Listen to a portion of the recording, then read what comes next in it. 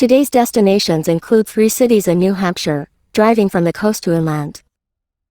The first stop is Portsmouth, a historic coastal town. The second stop is Concord, the capital of New Hampshire. The third stop is Hanover, mainly to see Dartmouth, the Ivy League university.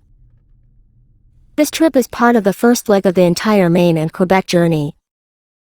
Portsmouth was originally established by British settlers in 1623 and is one of the oldest cities in New Hampshire.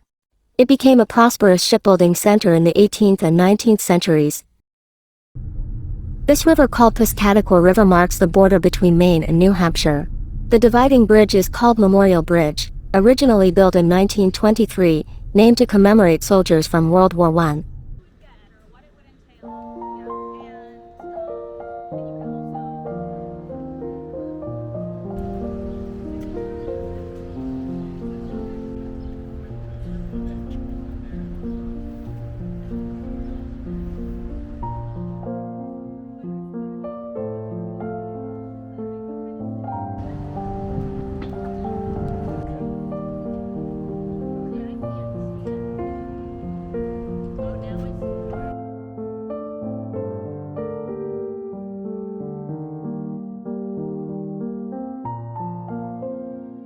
This is the bridge marking the border of the 2 states seen when coming in.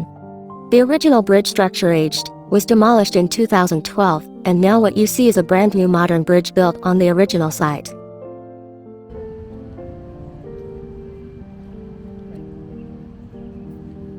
Prescott Park, established in 1930, covers 10 acres and is a popular public park among residents.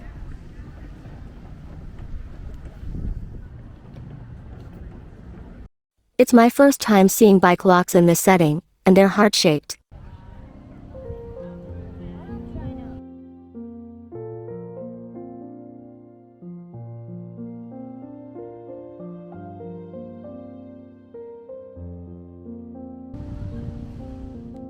Another popular attraction in Portsmouth is the Strawberry Bank Museum.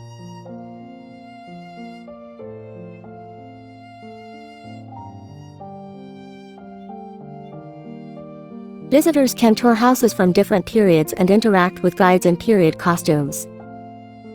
Through historical gardens, architecture, and traditional crafts, it showcases over 300 years of history. I've been to similar immersive experience in Williamsburg, Virginia, which is even larger in scale.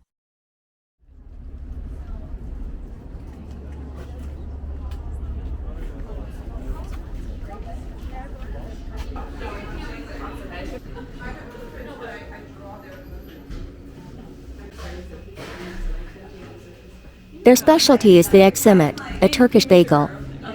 The outside is covered with sesame seeds, crispy on the outside and soft on the inside, which is quite unique.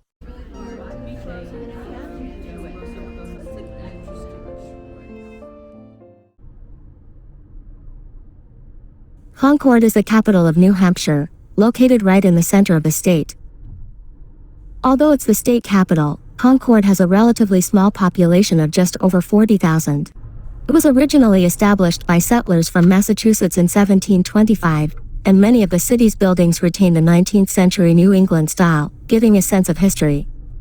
The most important landmark is the gold-domed State Capitol building.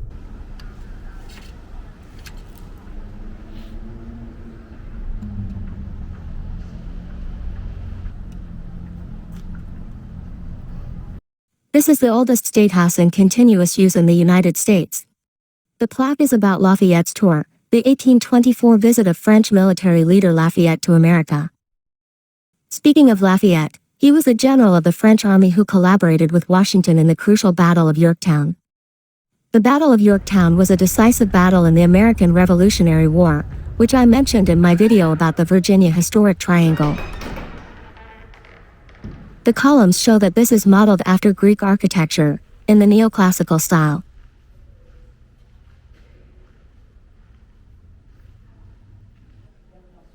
New Hampshire doesn't usually have a strong presence, except during elections. As the first primary state, nearly every candidate comes here, and there are various photos and campaign signs on the walls, which is quite interesting.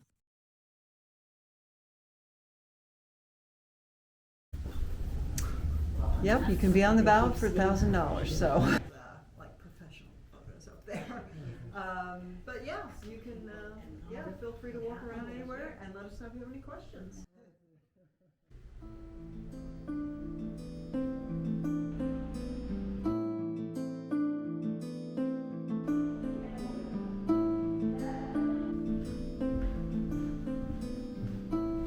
Here. And he doesn't make all the decisions. The council makes the decisions. And they don't all agree, then it doesn't get signed in.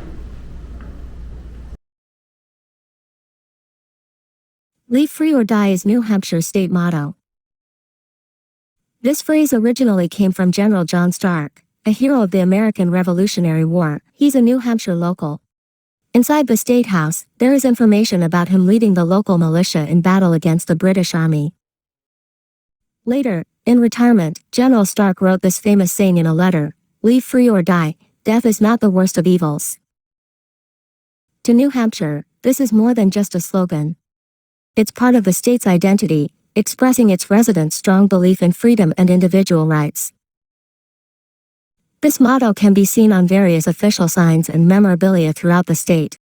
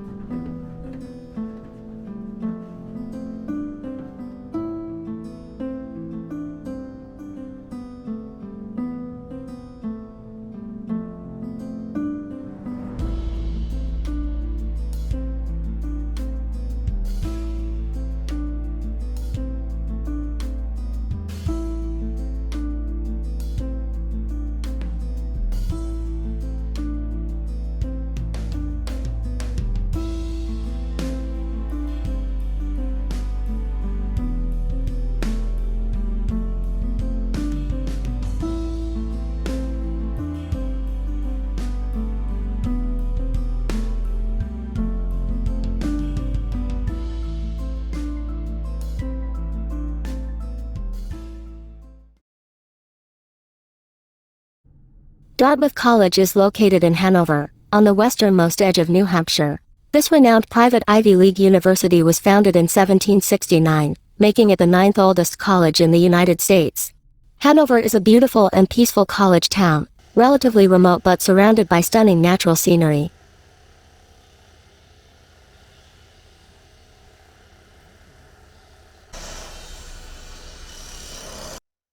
The college was initially founded by a minister with the purpose of educating Native Americans. The campus covers approximately 269 acres, so it's not very large. There's a small visitor information kiosk at the entrance, but it's closed today, so we can only look at a map. To the west of the school is the Connecticut River, and the center of the campus is a green space called the Green. The iconic buildings are all nearby. Dartmouth Hall is one of the most historically significant buildings at Dartmouth College, built in 1784. Its exterior features the typical New England colonial architectural style.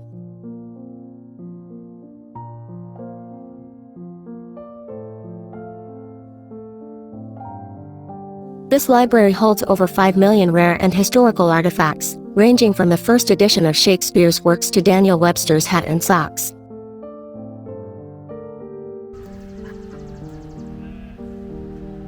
This is a library actually used by students for studying, and it's larger than the other one I saw earlier.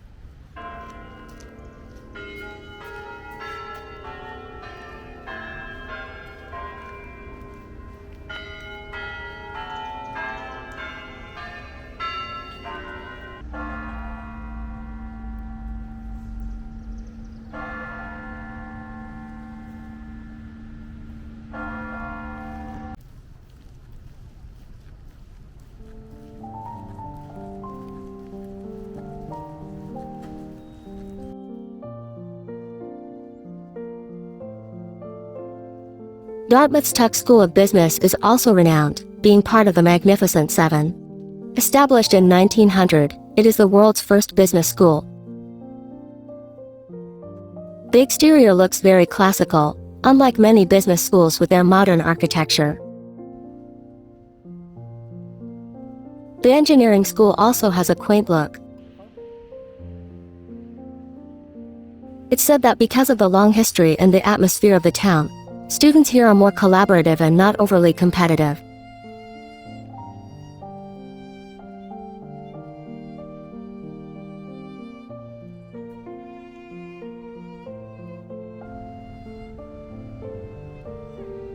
The air is fresh after the rain, making it perfect for a stroll around campus.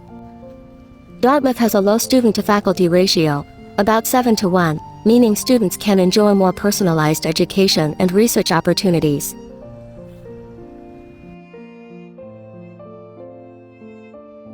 Word about accommodation and dining. There's a hotel right at the entrance of Dartmouth, very close by. Or, if you're coming from the east like we did, you can stay in the nearby town of Lebanon. The town itself doesn't have a lot of character, but the lodging is cheaper, and there are more dining options.